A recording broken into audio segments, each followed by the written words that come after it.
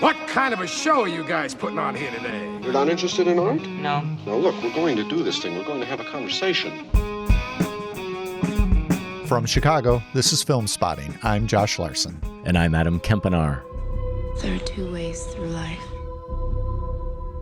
The way of nature and the way of grace.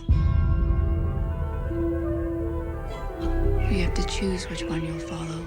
Terrence Malick's The Tree of Life came out nearly 40 years into the reclusive director's career. Does it still retain its distinctive power 15 years later? And is it his best film? And are there really dinosaurs in the movie, or did I hallucinate that 15 years ago? Answers to that and more ahead on Filmspotting.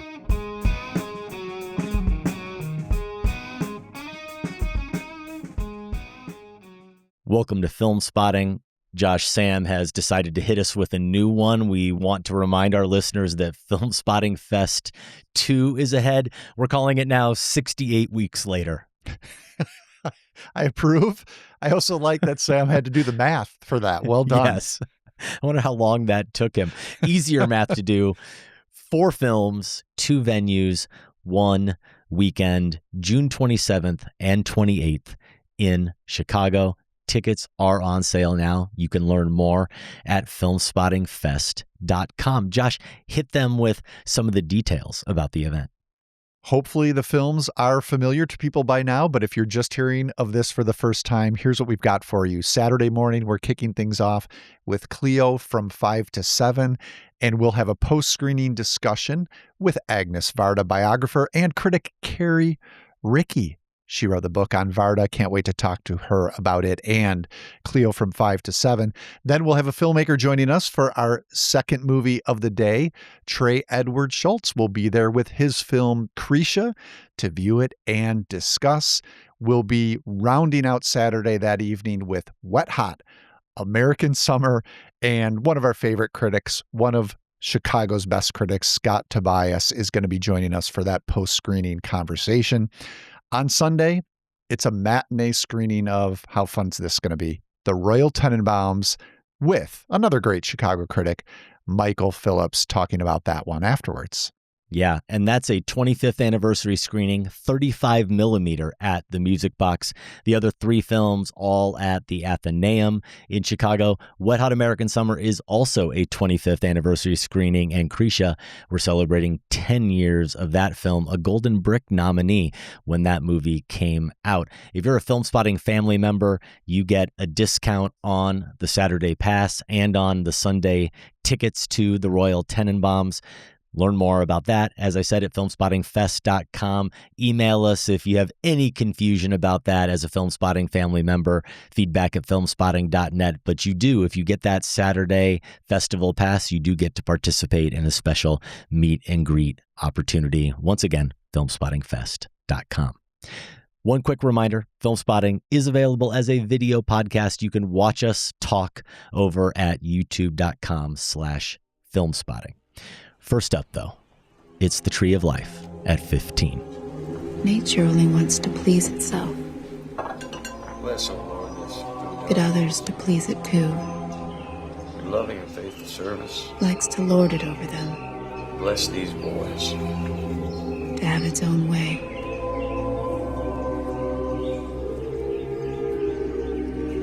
It finds reasons to be unhappy when all the world is shining around it. Slant's Jake Cole owns one of the 3 most liked reviews of The Tree of Life on Letterboxd, and deservedly so, because his opening line alone perfectly captures my experience revisiting this Terrence Malick masterpiece. I will never understand how this film, which follows an upbringing so different than mine, can be such a Proustian Madeleine, triggering sense memories so powerful that it can be difficult to watch the film while reliving some moment brought to mind by the most glancing image. Cole is referencing Marcel Proust's 7-volume novel In Search of Lost Time, originally translated into English as Remembrance of Things Past. Here's an excerpt from the Madeleine episode, which appears in Volume 1. And forgive me here, it's a little lengthy, but it's so good you'll understand why I have to share it all. As I came home, my mother, seeing that I was cold, offered me some tea. a thing I did not ordinarily take. I declined at first and then for no particular reason changed my mind. She sent out for one of those short, plump little cakes called Petite Madeleines, which look as though they had been molded in the fluted scallop of a pilgrim shell.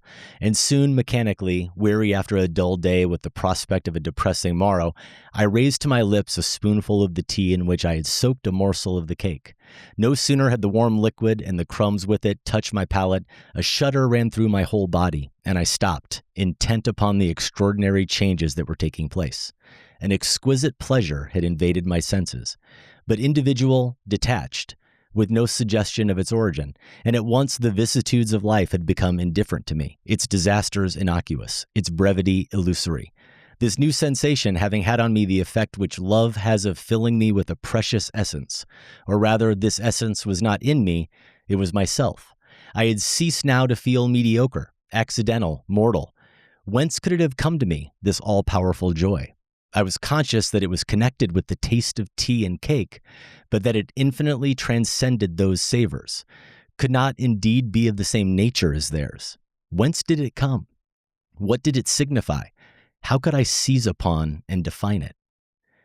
You see, in this same place on Sunday mornings as a child, the narrator's Aunt Leonie would give him a small Madeleine after dipping it in her own cup of tea. Sometimes that's all it takes, a taste, a smell, to instantly bring us back to another time and place, perhaps one we had long forgotten about.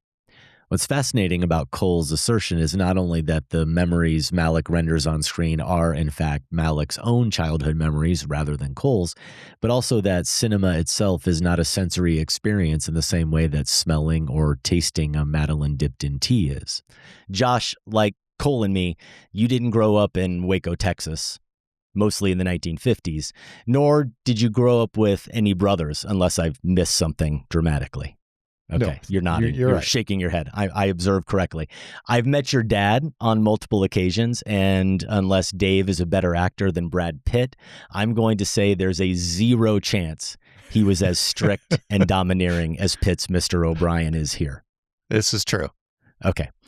And yet, I have to think it's highly likely that you, like Cole, like me, watch The Tree of Life and experience a Proustian revelry. What's your Madeleine moment or sequence of moments? Where are you suddenly, incomprehensibly transported back to your childhood or your adulthood? And is it hyperbole to say that this movie provokes an exquisite pleasure, where the vicissitudes of life become indifferent, its disasters innocuous, its brevity illusory, filling you, ultimately, with a precious essence and all-powerful joy? This is a very accurate way to capture the movie and the experience of watching it. I think for people beyond just a couple of guys even, I think there's a universal connection with some of the things this movie is exploring. But it also makes me realize, Adam, one of the reasons I would say, as we've been kind of joking about, that this is Malick's best film is because of that individual focus he brings to bear with this character of Jack, this boy who as an adult is played by Sean Penn. I think it's distinct from all the movies he made before this, which are either ensemble pictures or somewhat, Thin Red Line, a group film, huge ensemble, right? And even Days of Heaven, I guess Badlands, 2 main characters. But what we have here in The Tree of Life is this focus on individual experience, individual memory, and wrestling with those memories as an adult. And yet it becomes universal in that way. So for me, it's the scenes of young Jack, played by Hunter McCracken, trying to figure out his place among the other boys in the neighborhood. It's those, or it's the ones with his younger brother where he's with the BB gun, holding the BB gun and telling him to put his finger over the top and I'm not gonna fire. What's that? Mom. But I go back to the boys running around in the neighborhood because that is almost a 1-to-1 to me growing up at that age. And I don't know if I've shared this on the show when we talked about Malick previously. I didn't pick this as, one of my favorite scenes when we did that top 5 from one of these moments. But when they're breaking windows, when they're, teasing the dog and, what do they put in the bottle rocket? Is it a frog? Something like that. That stuff was a lot of my summers.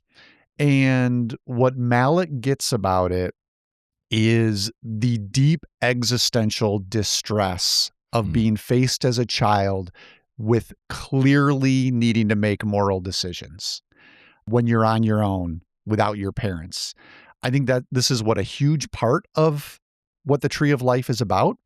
And it's about more than that, but I think it's a huge part, and it relates to your opening question here. So I go back to one of those afternoons running around with the boys in my neighborhood, probably about young Jack's age, and we stumbled across, behind someone's backyard, just ripped up pages from a Playboy.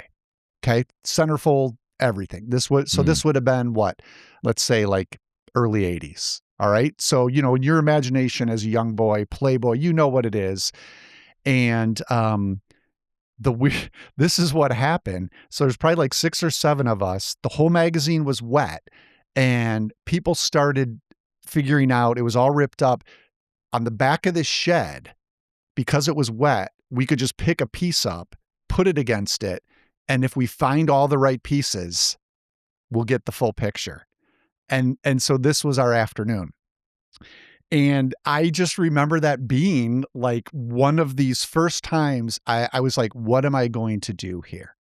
What, and for whatever reasons, that was my moment of having those thoughts. And I think Malick touches on this. There's just guilt, and it's the choice more. It's pre-guilt. Right. Honestly, it's pre-guilt. Right. It's like, what should I do here? And, there are moments like this in the Tree of Life where Jack, the young Jack, sees the neighbor, the woman hanging out her laundry, and he's noticing her clothes. And then he actually goes into her house later, right?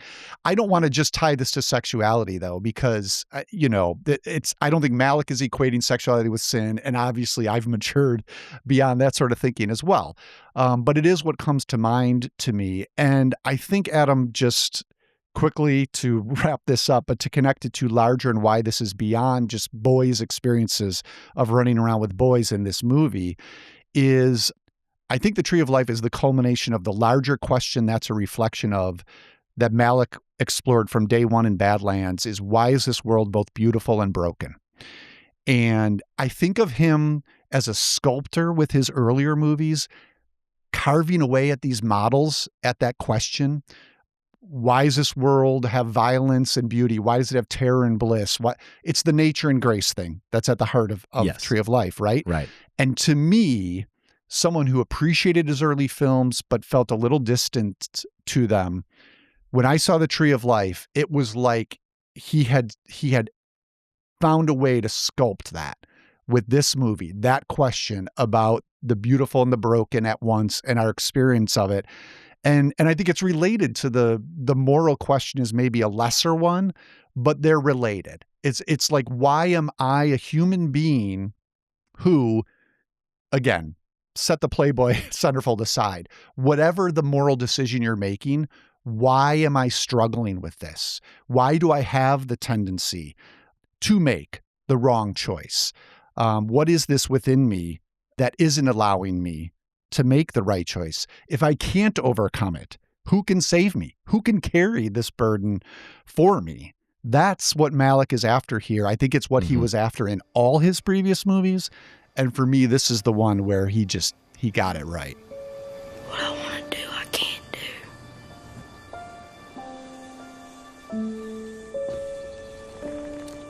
I do what I hate.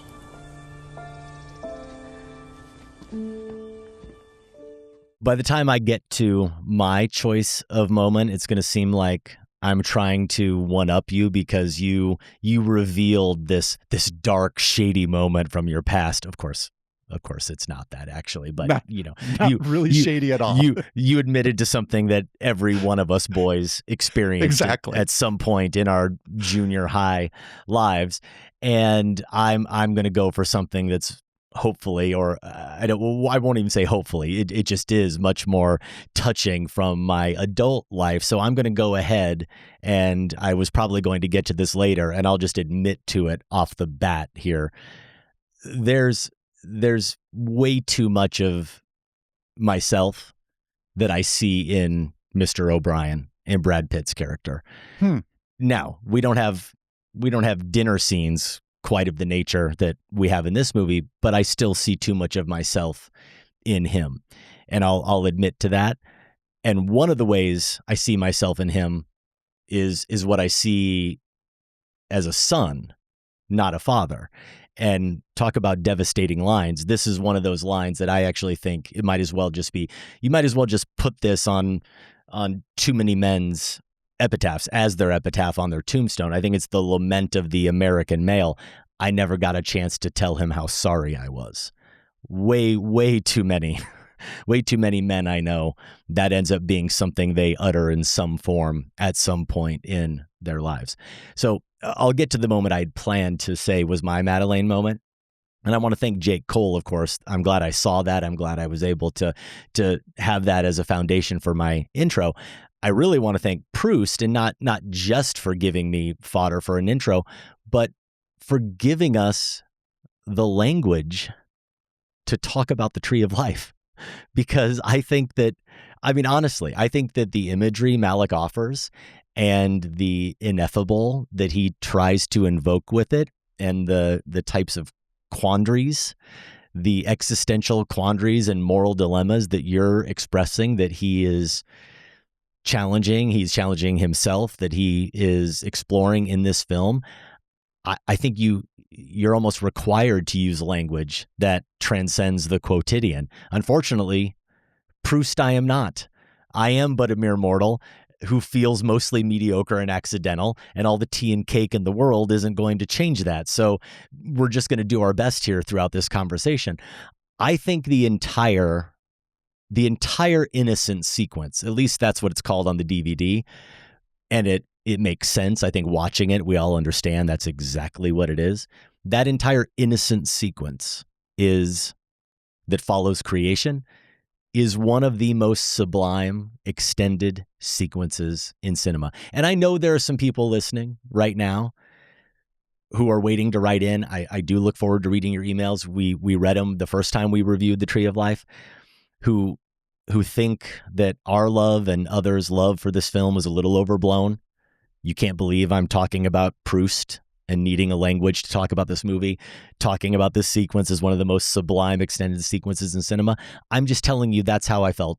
That's how I felt watching it the first time. I feel even more strongly about it now. Yes. For the 2 hours and 18 minutes of runtime, I was in some combination of complete awe and almost on the verge of tears pretty much the entire runtime with this film. Mm-hmm. That's just how it works on me. And it's part of its power is that it's working on this innocent sequence, is that it's working on one level. It's functioning narratively.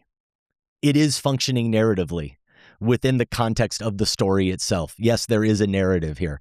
I may not have even fully seen it the first time, but one of the benefits of watching a movie like this, or any movie, a second time, is you can actually see how it fits. And even for Malick, maybe he got away from it post The Tree of Life. But here, there is actually a pretty clear structure, clearer than I remembered. But this Proustian thing, this sense memory of childhood, is so visceral. Playing with your siblings, playing with the other kids in the neighborhood, the quote unquote bad elements too, though. And part of those bad elements are also within your family, the sense of conflict, confrontations that you may have, becoming disillusioned with a parent or parents perhaps as you grow older, right? And questioning them. And the point I'm going for here, Josh, is that it's not just that watching it that I or maybe others relate to it. You say, oh, that seems accurate. Boy, didn't Malick capture that? No, I'm saying that going back to Proust, because of the imagery, because of the editing, because of the score, because of the specificity of it all, that all conspires to provoke in me or give me that same psychophysio reaction as tasting or smelling something from my childhood that brings it all back or erupts something, inside of me. And so I'm going to give you a moment, but I also want to say one other aspect of this, which is, and I talked about this a little bit with sentimental value, another aspect of this innocent sequence is that Malick takes this house and he expands it to the whole yard, the way you understand this whole setting and the way we feel about place and the way I think I know I'm not the only one in my family, and I don't think I'm the only one probably listening to this who can romanticize and nostalgicize a place from our past, the first place you grew up in, and the way we attach meaning to it, whether it's even accurate, fully accurate or not. We are placing a nostalgic glow on it, but I think we look at the place we grew up in, especially if we did move away at some point, maybe when we were in 4th or 5th grade, we see those early years as this place of innocence. And that's how I feel, Josh, so strongly. I have mentioned this once or twice over the years on the show, but the first house I grew up in, and my sister, I have 4 younger sisters, but the one directly below me, we grew up in this house mostly. The one after Melissa was just a baby in that house, and we know that house. And you move out of it and you think, oh, I can't wait to get out of this house. It's old and kind of crappy, and we're going to move into a better house across town. And then something happens when you get to college and you start thinking about that house. And I'd really love to go back into that house and see my old bedroom and have those memories. And you do. And then you forget about it for a while. And then you have kids and you go, wow, I'd really like to go back into my old house and see what that's like in my old house. And now, I swear to you, just about a month ago, my sister Melissa sent me the Zillow listing. Our house is up for sale. And she wants to buy it. Now, we have no reason to buy this house. I don't have a bunch of extra money floating around to buy this house. It is in terrible shape. It will cost just as much to renovate it. Don't do it. As it would cost to buy it. Don't do it. I don't have a reason to live in this house, nor to rent it out to anybody. And yet the feeling, the hold that house has over us is so strong that I'll tell you, at least she's not kidding. She was really thinking about it, and she probably could have convinced me to at least be part of it. That's how strong that feeling is. So it's something that this film, somehow Malick is portraying on screen the feeling I just really poorly tried to express. It's all there in imagery on the screen. And so I'll just say that if I had to pick a moment, my Madeleine moment is when it's not a childhood moment. It's more of an adulthood moment. And it's when toddler Jack walks over to the crib to see baby RL, his baby brother, for the first time. And you can throw in those ensuing moments out on the lawn too, where the examination of his brother continues. There are just no better moments as parents than when you're introducing your kids to their siblings for the first time. Watching them pick up their hands, touch their feet, smile at them, study them. Occasionally they get angry with them, like happens here in the movie, and the mom has to say, no, don't do that, because they get too rough with them. How about that in terms of had to be unplanned? I mean, you're working with a toddler and an infant. Chastain is really reprimanding that kid, right? The baby. Doesn't he threaten to hit him with a toy truck or something? But that happens. Your kids do that. It happens, and it's connected, Adam. It's connected to what we were talking about. Yeah. Well, what were you going to say? Connected to? It's connected to this. It goes to like everything you described is absolutely correct because it's so personal. It's so relatable. Yes. But the miracle of this movie, because there have been others that do something maybe not quite to this exquisite filmmaking degree, but they do something similar, bring you back to your childhood in a distinct way. This movie connects it to the cosmic. Yeah. And it's in little touches like that where we suddenly connect. Is that like original sin in that kid that he wants to throw this truck at it? And it's like before this toddler can even process why he's doing something he shouldn't do, it's making us think about those questions. So, Yeah, you're right. And all unplanned, right? Like Malick couldn't have staged and that. because that kid, though, as a kid, doesn't have a choice really in it. So that's where you're going with original sin. Yes, exactly. And just even the way it's shot, there's a certain eerie's not the right word, but it's so striking because the first part of the innocent sequence has ended. All the nonlinear stuff, all of the swooning camera, the music, it's all been scored. It's now silent. All we're hearing is the outside world, the crickets and the birds and nature. And it's just that shot of the crib isolated against the window. And then all of a sudden, toddler Jack just comes walking into the frame as if he's coming in to kind of explore and see what that thing is over by the window. And that grabs you. And then maybe this is a reach, maybe it is, but for me, what it also harkens back to is that image from creation of the dinosaurs, of the creek, because it feels to me exactly like that moment where, and I know it's not a one-to-one comparison, but it feels to me the same as the little dinosaur lying down, right? And the big one coming towards it to investigate. And you don't know what that big one thinks of the little one. You don't know if the big one is going to hurt it or if the big one is going to help it. You don't know how it's going to regard it in that moment. That's how I feel about Jack is the dinosaur walking towards the helpless dinosaur in the crib. That sequence, which I know people joke about, I think is also connected to this notion of why is there good and evil in the world? Because that bigger dinosaur puts its claw on the other's head and pushes it down. Right. With the sadism of a human. There's no like Darwinian reason to do that. You either kill something to eat it or you move along, right? So there's something so provocative to me going on in that dinosaur sequence. And it's never struck me as funny. I mean, it seems like it's completely in thread of creation. We're following history here. Of course, there's going to be dinosaurs at some point. And then to throw in that moment of, sadism paused, mercy granted. Yes. And the dinosaur goes on.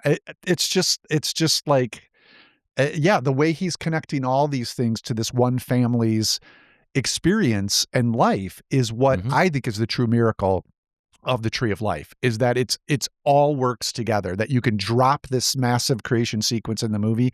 And to me, it doesn't feel out of nowhere at all. It feels like it was necessary. At least not the second time you watched the film. I remember sitting in the theater kind of knowing it was coming because the lore of the film around it already, even just going in, you knew there was a 20-minute or whatever creation sequence.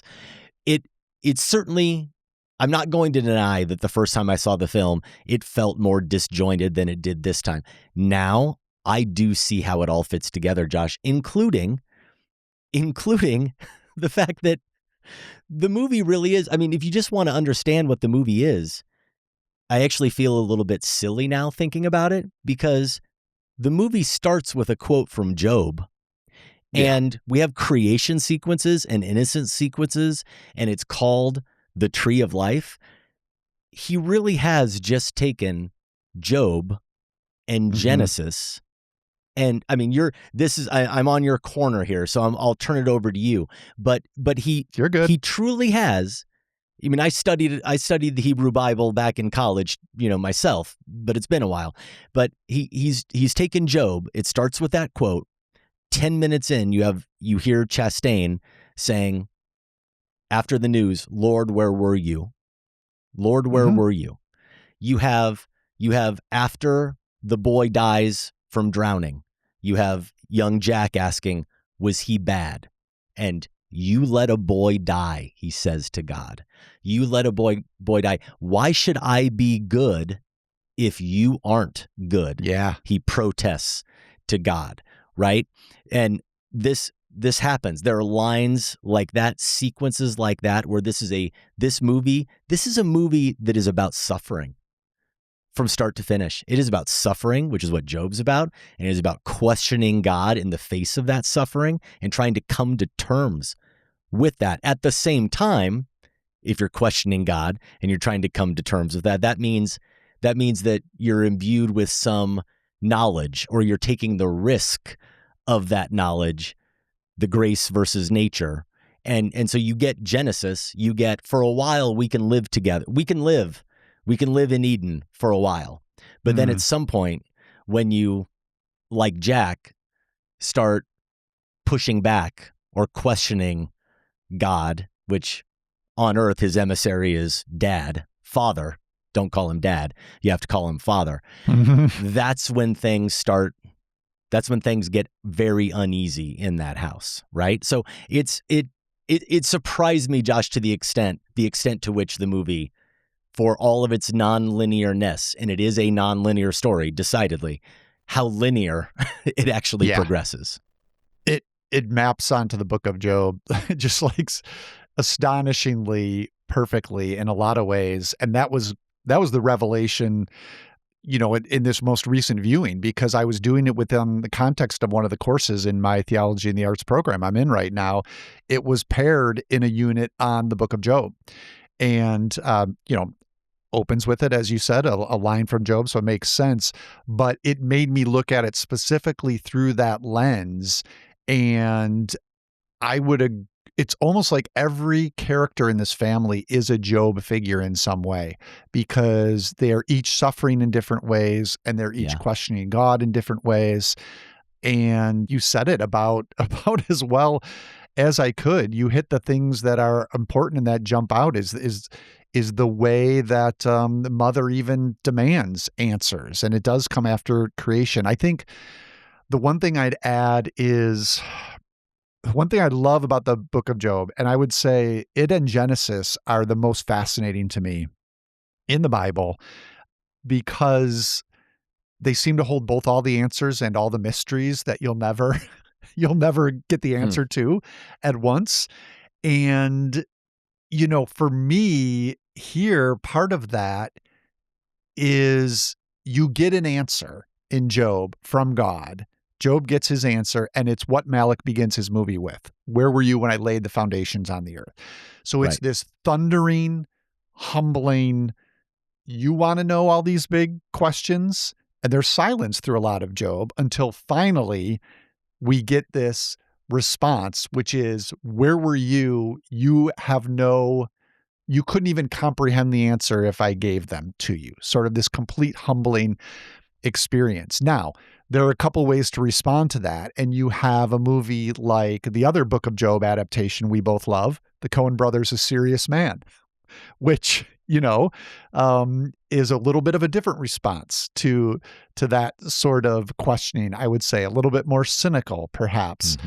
But here, the Tree of Life registered to me in this most recent watch as, if you focus on the adult Jack, so Sean Penn's character, it did strike me ultimately, which the book of Job is, as a one man's renewal of faith, even amidst a world where evil holds sway and can't be explained. But particularly, and this ties to our discussion of memories, Adam, with the Tree of Life, I think he regains his faith through the witness of his mother, Jessica Chastain, and his brother, who he lost, as he remembers them.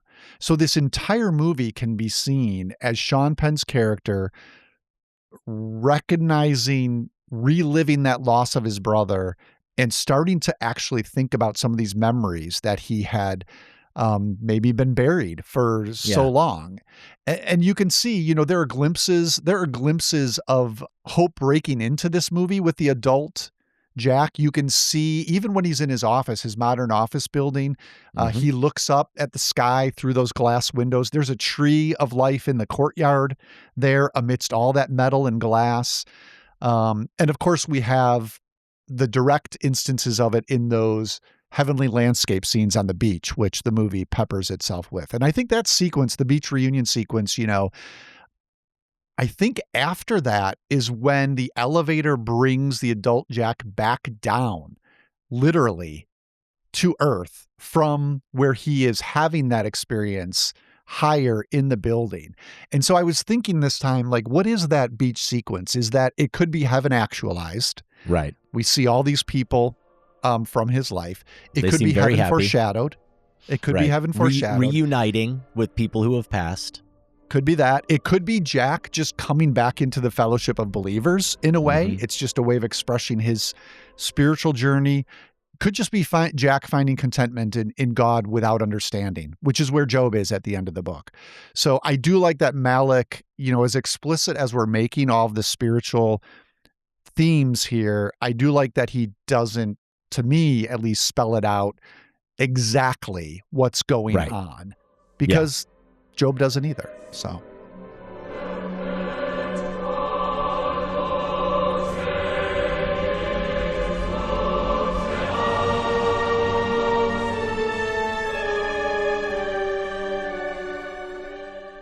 I want to go back to what you said earlier. I think you were getting at this when you said, now you completely you understand and think the creation sequence, of course, has to be here. It has to be here precisely because of what you're talking about and how it fits with Job. The opening quote, "Where were you when I created?" We have to see it. It's God's response in the movie.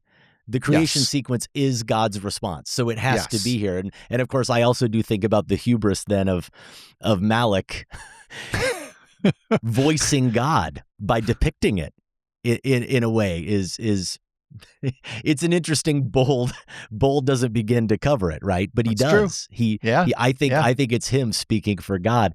And I love that you rightfully pointed out that it is everybody in this film. Maybe only Steve, the youngest boy, played by Ty Sheridan.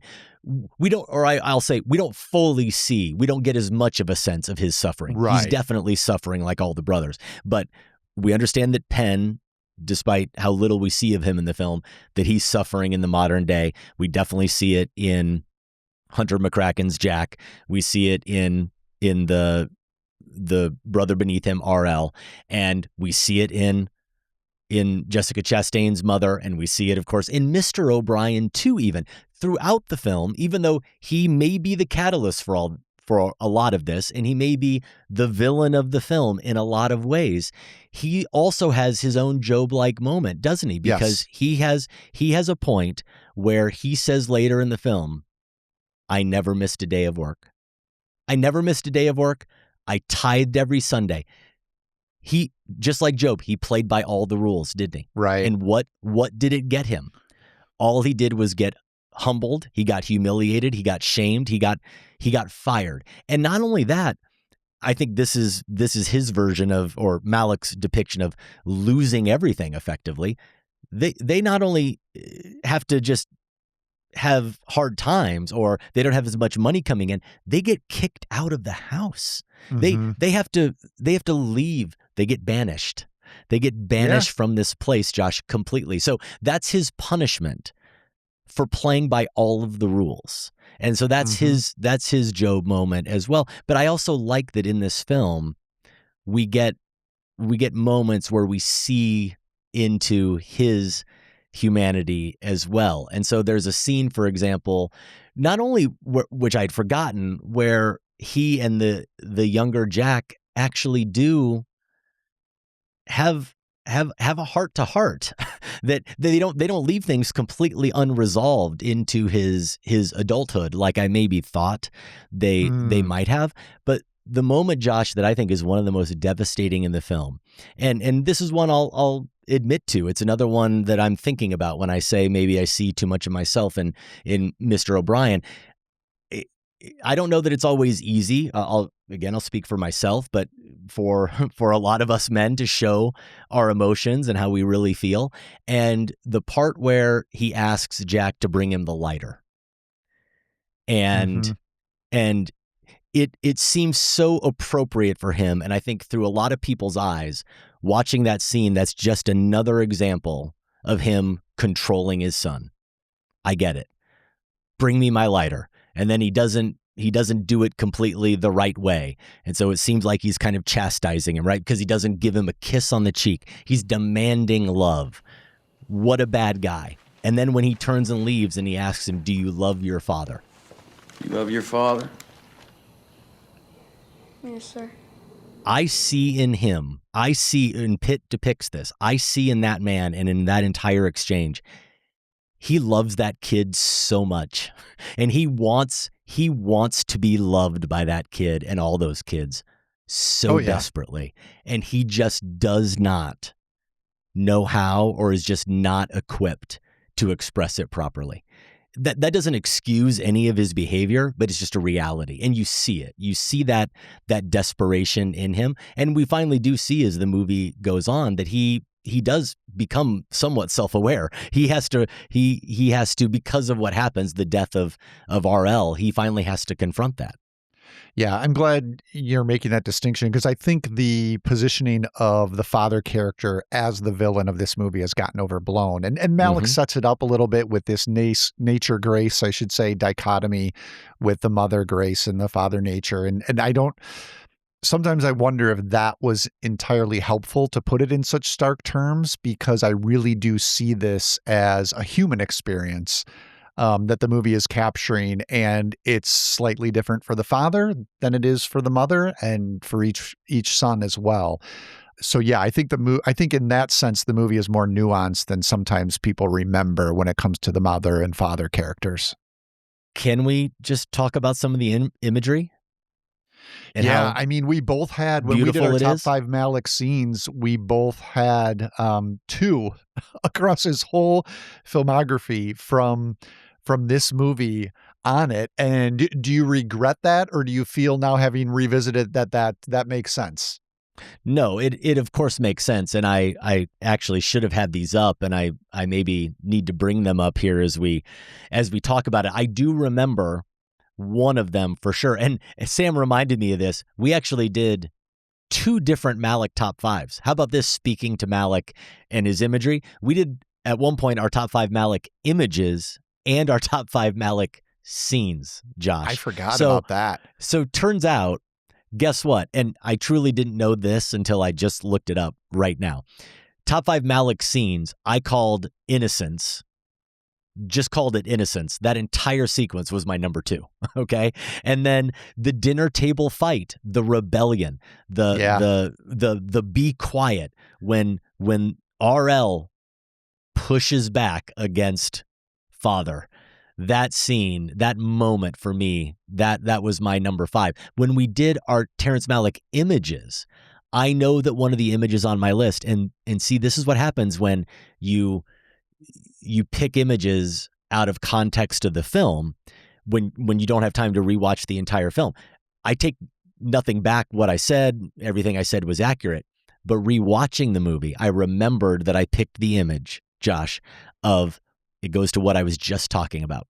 It's the image of Mr. O'Brien as they're walking towards the house, and he puts his hand on Jack's shoulder. And it's both this, come on, let's go inside, too rough, patting on the back, but also absolutely his way of trying to show his son love and affection and being physically affectionate with his son. And what does his son do in that moment? Exactly what you expect Jack to do in that moment, based on everything we've seen up to this point.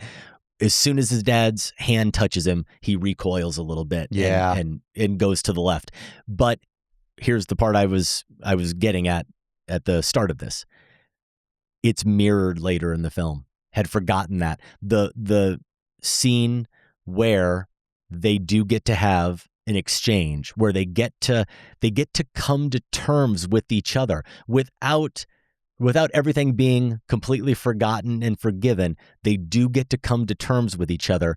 That is ended. That is punctuated, Josh, with a similar, exact same, actually not similar, the same kind of hand motion on his back. And there's still, as I recall it, a little bit of that awkwardness, but not like it is in that moment there. And it says a lot. It says a ton that there's now that just subtle distinction in how Jack reacts.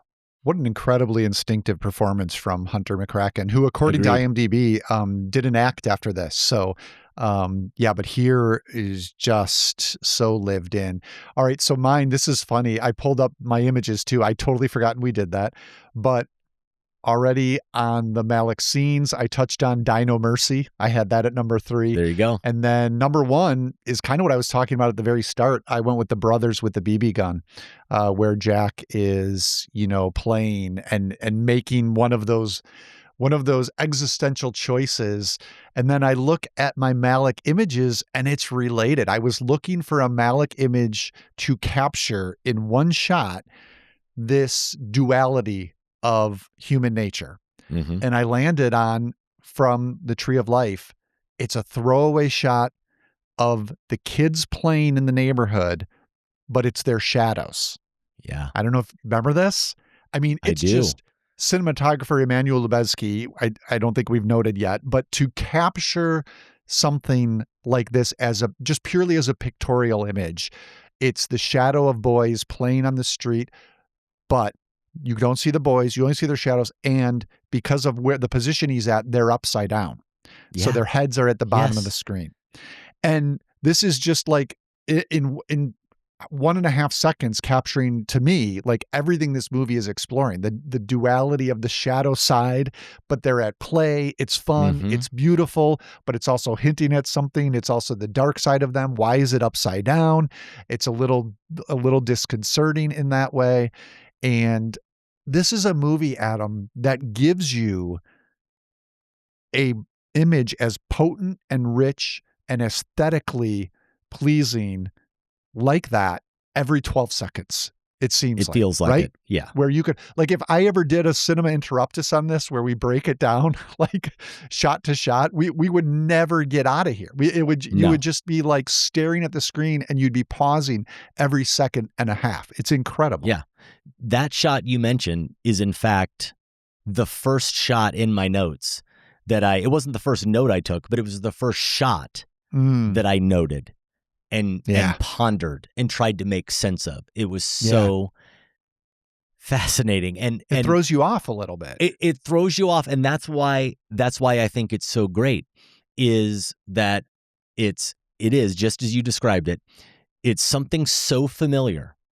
It's kids playing, but it's shadows of kids playing. But then on top of it, it's upside down. And the only way I could really describe it is, like so many images in the film, it's life like we've always seen it, except like we've never seen it before.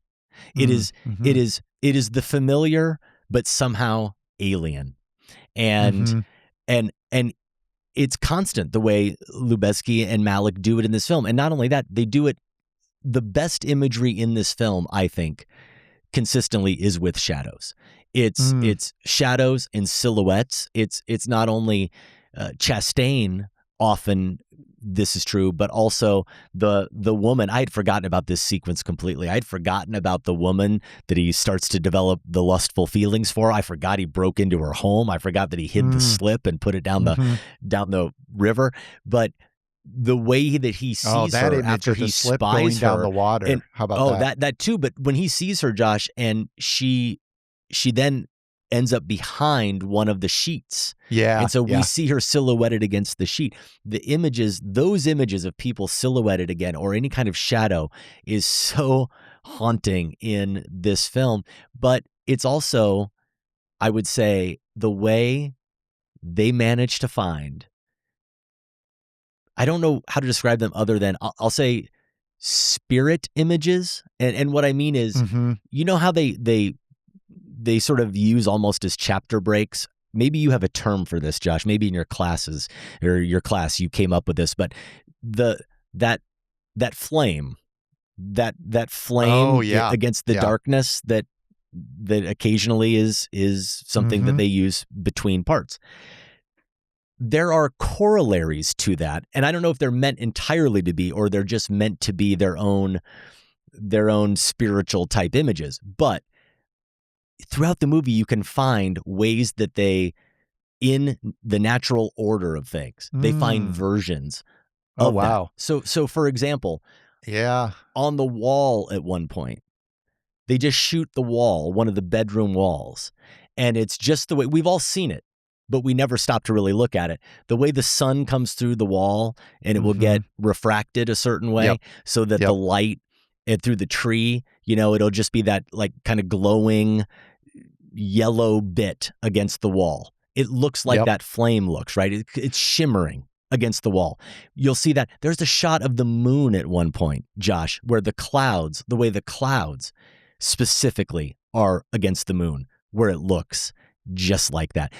I don't know how they do it constantly throughout this film, but they do. I love that, and next time I watch this, I'm going to be looking only for that.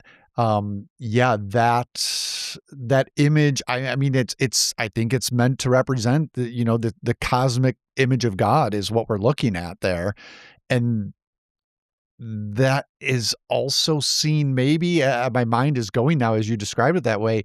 How about the shot where they're like in the canyons? Actually, there's no people in it. Suddenly we'll get a shot of these undulating canyons that are like cinnamon colored, and they're obviously not moving, but because of how they're formed, I think that's another one that falls in line with what you're talking about. So I think so. I'm going to look for that next time I watch this. Okay. Anything we didn't get to? Will our Filmspotting family members be satisfied with the length of this conversation? I mean, no, because we didn't hit satisfied. an hour. We should probably keep going, but I think we've expressed what we wanted to, and that it's held up for you at least, because this was your first time since release? Josh, it's my first time since 2011, and I'm glad you said that, because this reminds me of something I did feel like it was worth mentioning. Sam had put this in our notes, that this movie was reviewed for the first time, episode 351, about 25 episodes before you joined the show, June 2011. Then Top 10 Films of 2011, episode 380. You were on that show. We both named it our number one of the year. Came up again, Top 5 Films of the Filmspotting Era. This was episode 500, our big blowout with Michael Phillips and Dana Stevens at the Music Box in August 2014. You had it as your number one film of the Filmspotting Era. I had it number 2 behind The Master. Then we put it in the Pantheon in June 2017 as part of our, it sounds like I definitely had it this time and I was just watching at home, top 5 religious experiences at the movies. Finally, just recently, episode 1013, May 2025, top 25 films of the 21st century. You had it at number 2. I put it at number 11, but if we had this rewatch, there's no way it's not in my top 10 and probably not in my top 5. It exceeded my expectations. It truly did. Yeah. Wow. If you haven't revisited it, you have to. Yeah, absolutely. I wasn't worried that you were going to not like it, but I did wonder, how well it would hold up, and in light of, some of Malick's later work and how much I know you love his early stuff. I think that's where we differ, is I think you revere his early stuff maybe higher than I do. So maybe we go back to that question. Now, where do you place it among Malick's? I'm with you now. Yeah, I used to feel... I used to feel like you could make a case, even though it was his first film, and maybe if it didn't feel quite the same in terms of ambition, scale, scope, polish as something like The Tree of Life or even The New World or whatever, Badlands was still the movie for me that somehow just I'll go back to the word potent. It still captured something for me that a lot of first films and a lot of first novels can do. Somehow they feel like it's what the filmmaker most wanted to express, and they got it. And that's where I was. And I've loved other films too, including The New World, where I thought The New World, which was my first Malick, that also felt, since it was my first, that was my introduction to Malick. I thought, okay, this is what Malick is. This is that right balance of narrative logic but with non-linear storytelling and the emphasis on poetry, cinematic poetry, but with enough narrative foundation, world building, and characters to latch onto. So when Tree of Life came along, I saw, oh, okay, he's pushing that. He's pushing that now further. And I got that. I now see that, yes, he was pushing it further, and he was pushing it further in a way that I find tremendously satisfying. It's his best film. It's clearly his best film. It's not even close. Okay, you're going hard. I love it. I'm with you. I think it means more coming from you, I will say, than me, just knowing how much love you have for a lot of that early stuff. But I just go back to that sculptor analogy, and it's like I can see where he's going. I can see how he's trying to get there.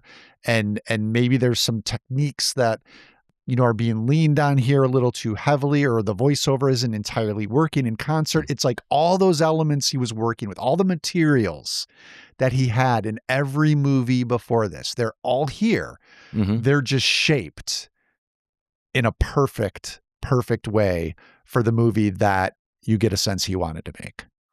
We would love to hear if you disagree or agree with us. You can email us about the Tree of Life or share any other comments about the show.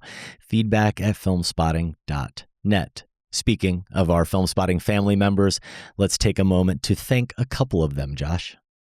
Yeah, thank you to family member Ginger Sheridan, who's in Neptune Beach, Florida.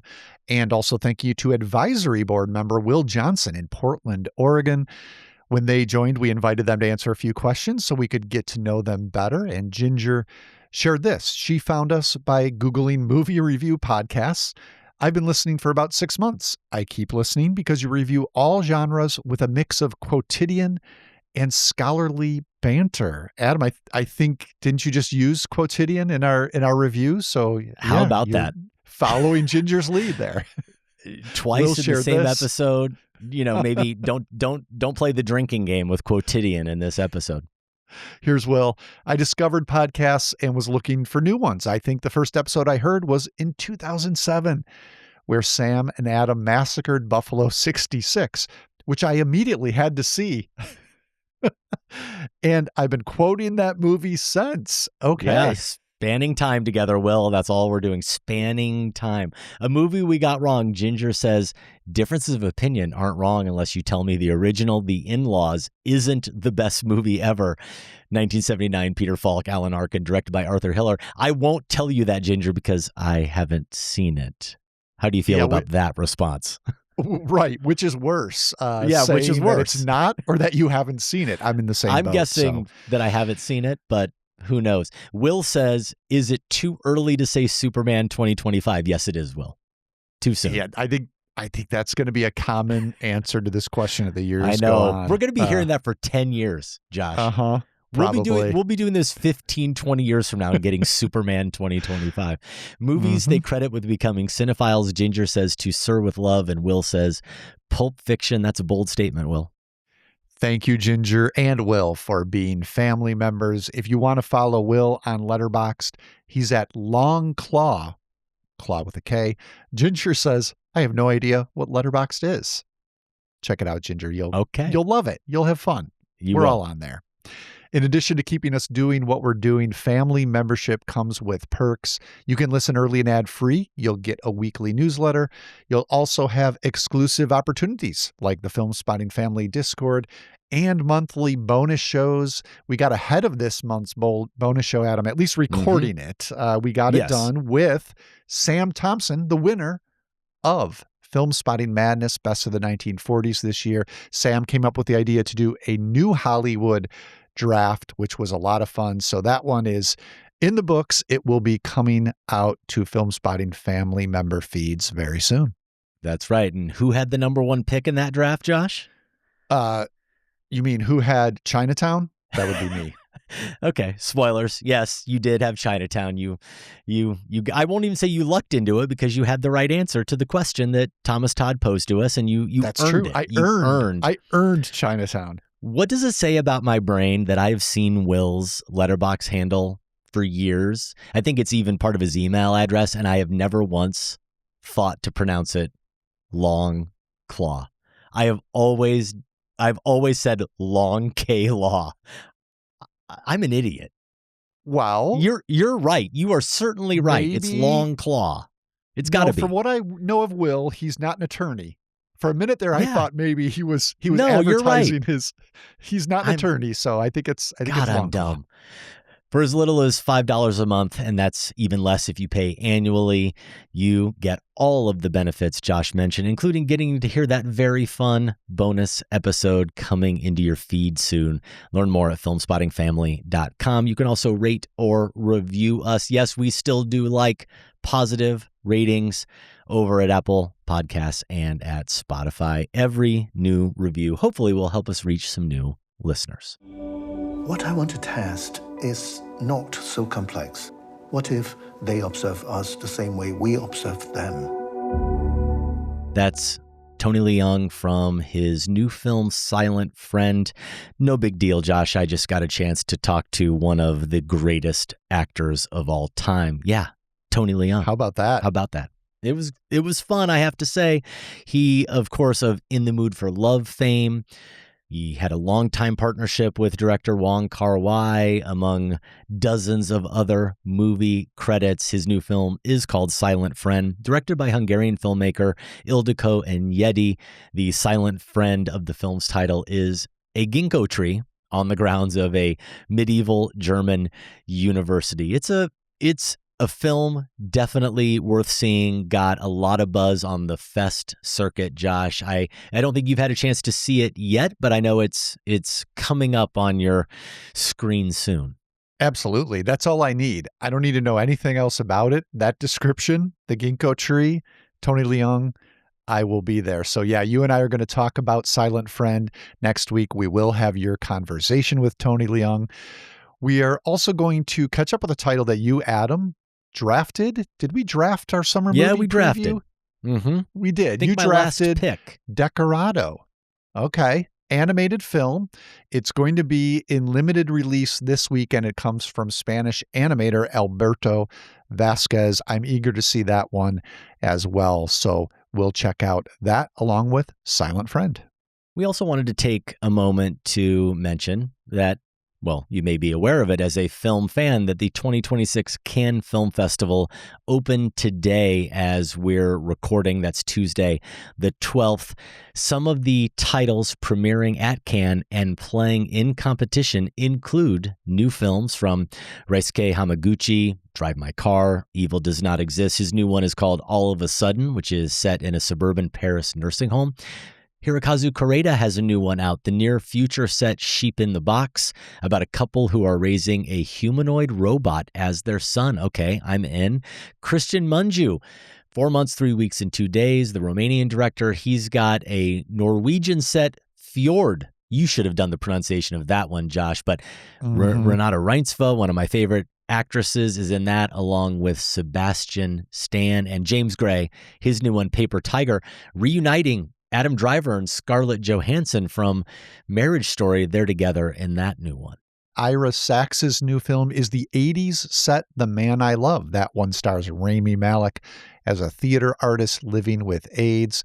Pedro Almodovar's Bitter Christmas is playing at Cannes, which hopefully means it will come to American cinemas later this year. Asghar Farhadi has a new one as well, the Paris set Parallel Tales, that features Isabelle Huppert and Vincent Cassel. And then Pavel Pawlikowski, this is his first since 2018's Cold War. It's Fatherland with, get this, Sandra Hüller. And then lastly, a couple here, titles playing out of competition. Jane Schoenbrun's Teenage Sex and Death at Camp Miasma. That one came up on our summer movie preview. And Nicholas Winding Refn's Her Private Hell. Yeah, Refn's first feature since 2016's Neon Demon. I love Neon Demon, so I will have to be sure to catch this one. What is going on there? I have not heard that name in quite a while. Had made a few films in a row, was on Filmspotting. I interviewed Nicholas Winding Refn back when the Neon Demon came out. I'm Curious to see what that filmmaker is up to when her private hell plays near us. And I'm sure it's one we will talk about here on the show. The Cannes Film Festival runs through the 23rd. Josh, I don't know about you. You'll be back in this country at this time next year. I do have next year earmarked. It couldn't happen this year because I have a college graduation to deal with. But next May, I think it might be the time. I think it might be the first trip to the Cannes Film Festival. All right. Can I hide in your suitcase or something? Or there might be a broom closet for you to stay in. Okay. We'll see. Perfect. Tell me what you remember. A wife?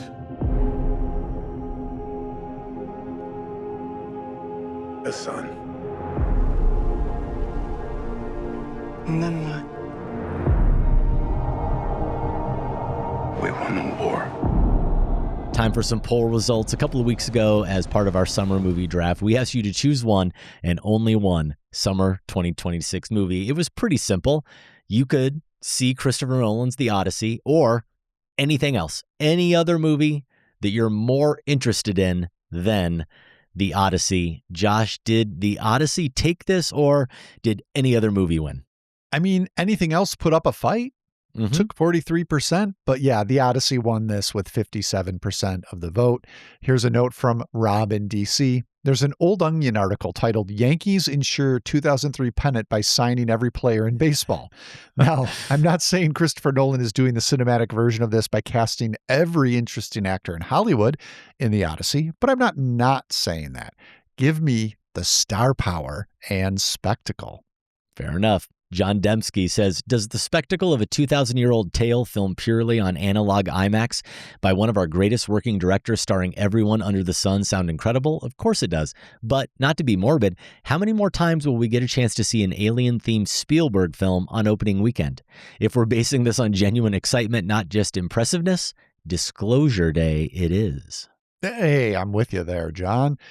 Here's Sam Creighton. Nolan is never going to be more exciting than Spielberg. None of Nolan's top 3, Interstellar, Memento, Oppenheimer, would challenge any of Spielberg's top 10. Jaws, Raiders of the Lost Ark, E.T., The Last Crusade, Jurassic Park, Schindler's List, Saving Private Ryan, Close Encounters, The Fabelmans, Minority Report. Nolan has made great films, but Spielberg is one of the greats. It's no competition. Wow. Man, Sam, as the guy who voted Disclosure Day, voted other, even Josh isn't along with that totally. I'm going to have to give that some thought. None of Nolan's top 3 would challenge any of Spielberg's top 10. That's obviously false. I would say that maybe about the first 4 he listed, but I'm not going much deeper than that. Yeah, I think Sam's getting a little ahead of himself there. Mm-hmm. Sorry. Jeremy Lafferty says, teenage sex and death at Camp Miasma looks like it was made in a lab for me. I'll always be seated for anything Jane Schoenbrunn does, but I simply cannot pass on a modern, inventive slasher, no matter who makes it. All right, there you go. Rob Stager said, glad I don't actually have to make this choice, and I can see The Odyssey and a lot of other movies too. But if I can see only one, I'm appeasing my nearly 50 years of comics fandom and watching Supergirl. Sorry, Homer. So Rob doesn't think he has to play by our rules? Okay. Lives outside the Filmspotting universe. Fine. Brett in Newton, Mass. says, do I want to see The Odyssey? Of course. Do I need The Odyssey in my life? Possibly, but probably not. Right now, I do need another John Carney movie. Power ballad it is. Yes. Wow. Okay. Power ballad coming in to knock out The Odyssey. Shoshana Rosenbaum had another pick that isn't The Odyssey. The Invite. I loved Booksmart, and Don't Worry, Darling. Olivia Wilde is an underappreciated filmmaker, and her latest looks intriguing. Couple more for you. John from LA. I'm voting for The Odyssey, but I want to give some love to Jackass Best and Last. I've gone to see all the Jackass movies on opening night with a packed crowd, and those have been some of my most fun and enjoyable experiences in a theater. In one such instance, I literally slapped my knee in a burst of raucous laughter. Shout out to Johnny Knoxville and the Jackass Fellowship for capturing the fun spirit of summer to such hilarious and squirm-inducing effect. Yeah, I imagine that would be a pretty wild time. Last comment comes from Scott G. The summer movie that tops my personal list, Coyote versus Acme. This live action / animated romp might not have even seen the light of day if it weren't for another distributor buying it from Warner Brothers. Luckily, we will have our chance to see Will Forte and John Cena act like utter fools for our amusement while the infamous Wile E. Coyote sues the Acme Corporation over all the defective products he's ordered from them in his eternal quest to catch the Roadrunner. Sounds like a great time to me. Okay, that brings us to our new poll question looking ahead to next week's big release, Star Wars, The Mandalorian and Grogu. We're asking, because we genuinely have no clue, The Mandalorian and Grogu. Josh, the options are? I'll see it opening weekend. I'll see it in theaters. I'll wait for streaming. What's a Grogu? I'll be skipping. So we now have to answer this question. And currently, we do have this poll up for a few days now. It went out in the Filmspotting Family newsletter. And what's the line from the Tree of Life? Father, as always, you wrestle inside me. Something about the duality. I'm pretty sure that the two top answers, and they have almost equal number of votes, are we'll see it opening weekend and what's a Grogu. That fits. That actually makes a lot of sense. Now, so where do you fall? I did know what a Grogu was because I have watched all the seasons on Disney Plus. But here's where it lands in my focus, I guess you should say. I had to ask other family members who watched it with me, did that end? Is this like is this a new story? Is this wrapping? Turns out, Adam, everyone's curious about this. This is essentially the last season of The Mandalorian. This movie. Okay. They blew the last season up into a feature film. So, I mean, I want to see it because I've put the time in. And honestly, the best thing I liked about the show, which I hope will be carried over into the film, is great costume design in this and a lot of actual locations. Like had good production design as well. So I'm interested in it on those fronts. That's what I'll say. Okay. Well, I suppose I have to answer the only truthful answer here, which is what's a Grogu? I have no clue. I haven't watched any of these TV shows. I haven't watched any episodes. I don't even know what a Mandalorian is. So I can't answer that. That's my answer. Now, if it really does also mean what's in parentheses will be skipping, obviously I'm not skipping it. We're reviewing it, so I'm seeing it. If I was a civilian, I suppose I probably would be skipping because I have not been keeping up and I wouldn't have a clue what's going on. And does that make me a little sad? Into the coal mine with this one, aren't you? Yeah. I mean, am I a little sad considering my childhood love for all things Star Wars? I guess, but I hate being the guy who says this, but it is just a fact. I don't watch TV. I don't watch anything on TV other than movies. That's just nothing. And literally nothing. Fair. Sports occasionally. That's it. Let's be fair. If you did, I don't think The Mandalorian would have, been at the top of the line of your viewing choices, which I get it. I understand. Yeah. I hear Mad Men's pretty good. I may finally see that at some point. I recommend. We would love to hear what your answer is. Tell me all about what a Mandalorian is. Forget a Grogu. Just tell me what a Mandalorian is. Yeah, we got to start. We got to start at the beginning. You can vote in the poll and leave a comment at filmspotting.net/.com. Either one will work. Josh, that's our show. If you'd like to connect with us on social media, you can find Adam and the show on Instagram, Facebook, Letterboxd, YouTube, and Blue Sky. He's at Filmspotting. I'm at Larson on Film. We are independently produced and listener supported. You can support the show by joining the Filmspotting family. Do that at filmspottingfamily.com. That way you can listen early and ad-free. You'll get monthly bonus episodes, a weekly newsletter, and access to the entire show archive. For show t-shirts and other merch, go to filmspotting.net/shop. A quick run through of what's opening this weekend. We mentioned Decorado, the new animated film. We hope to talk about that next week on the show. Out Wide, Guy Ritchie has a new film out. Josh, it's his 5th film since 2023, his 2nd with Jake Gyllenhaal. Henry Cavill also stars. They're elite operatives on a mission. There's only one kind of operative. It's elite. They're on a mission to steal back a stolen fortune. It's called In the Gray. Could we get Ritchie and Malick to flip their Ooh. production speed? Hey. That's all I'm asking. I'm not banning Ritchie. I'm just saying, like, if he could do the Malick pace and Malick could do the Guy Ritchie pace. Okay, see, I thought much more interesting. You were going to suggest that Guy Ritchie make like In the Magic Hour and Terrence Malick make a movie about elite operatives on a mission to steal back a stolen fortune. I don't want that. No, you don't? Okay. Just more Malick, less Ritchie. Is God Is also out. First-time feature director Alicia Harris adapting her own stage play about two sisters on a quest for revenge, Janelle Monáe and Sterling K. Brown, and that 86 on Metacritic.